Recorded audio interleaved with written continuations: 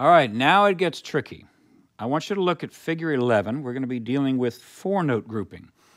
Throughout the remaining lessons in this course here, we're going to be dealing with these 8th note triplets. So there are 12 slots in a measure, but we're going to divide them up into different groupings. So as you can see, if we have a 4-note group, as you do in figure 11, at the end of one measure, you have used all 12 slots. You'll have 3 4-note groups, because 3 times 4 is 12. Playing and hearing these might be a little trickier, okay? Let's practice very slowly. First thing I want you to do is go back to figure 10 and play along with me. 1 triplet, 2 triplet, 3 triplet, 4 triplet. You shouldn't have any problem with that. Okay, now in figure 11, we're going to have to put an accent in some unusual places where you wouldn't expect it. So to prepare you for that, I want you to go back, as I just did, but play figure 10 with strict alternate picking. Down, up, down, up, down, up, down, up, down, up, down, up. Okay, now play them all real soft.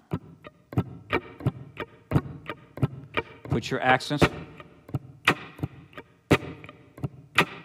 So what happens? Beats 1 and 3 are going to be a downstroke accent. Beats 2 and 4 are an upstroke accent, right? Down, up, down, up, down, up, down, up, down, up, down, up. What I just showed you, make sure you can do really well.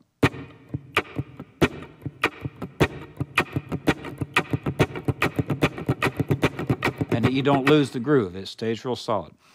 If we look at figure 11, you're going to go 1, 2, 3, 4, 5, 6, 7, 8, 9, 10, 11, 12. Okay, so it sounds cool as a rhythmic approach. Let's play it as a lead idea. It's easier actually to do it that way because all you're going to do is just play 4 notes. Now if I play that, you hear it as 1 E and a, 2 E and a. But if we're in the triplet grid work, it shifts around. Da, da, da, da, da, da. Here's your triplet. Right? But if you just go,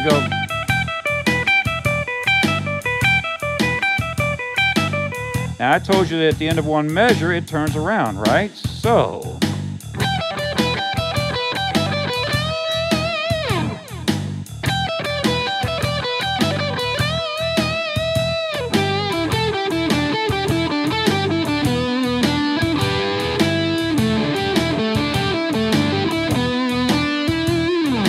I'm able to create this interesting cross rhythm. I'm putting these accents in places that are, kind of fighting the groove a little bit. But if I did it all day, it'd get pretty boring. So this is something you want to sprinkle in judiciously in your playing. Playing-wise, you want to practice with hammer-ons, pull-offs, slurs of all types, bends, picking, different kinds of things. And we're going to get a lot more into some actual examples of this because we've just been limiting ourselves to the E minor pentatonic scale. Down the road, we're going to take these rhythmic concepts and play some cool licks with them. And you'll see how to mix and match, and you just get an inventory of how to use this stuff. But this 4-note group business is really cool. It doesn't have to be adjacent notes. At first, you're probably going to want to walk. Going up or down. Okay, and your ear will play a trick on you. If I sit there and play that, you hear 1 and 2 and 3 and 4 and instead of 1 triplet, 2 triplet, 3 triplet, 4 triplet, the 16th, or the triplet feel. So let's just go through a quick little exercise. You're going to play a 4-note group, but you're going to start on each note of the scale. We'll start up on top, flat 3, so you're going to come down.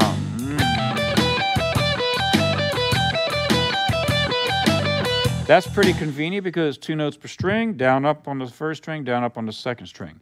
If we move to the next lowest note in the scale, you have the E. So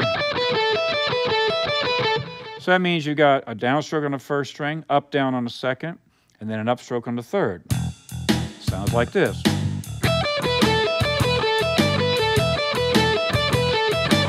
Those will be the 2 technical formulas, the 2 layouts that involve a picking scheme and a fingering scheme.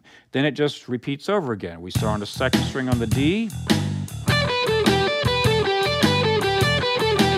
Then we move to the B.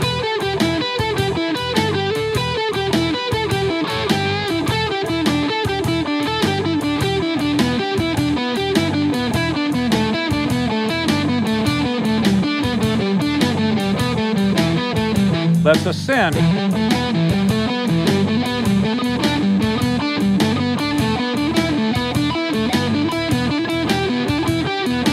And so on. So do you see that it's a really cool sound? It's the kind of thing you'd hear Eric Johnson play, a lot of fusion players, because you take your same information, minor pentatonic scale, but you sound hip with it because rhythmically you're playing these groups of 4. Okay? All right, guess where we're going to go in our next lesson? 5-note groups.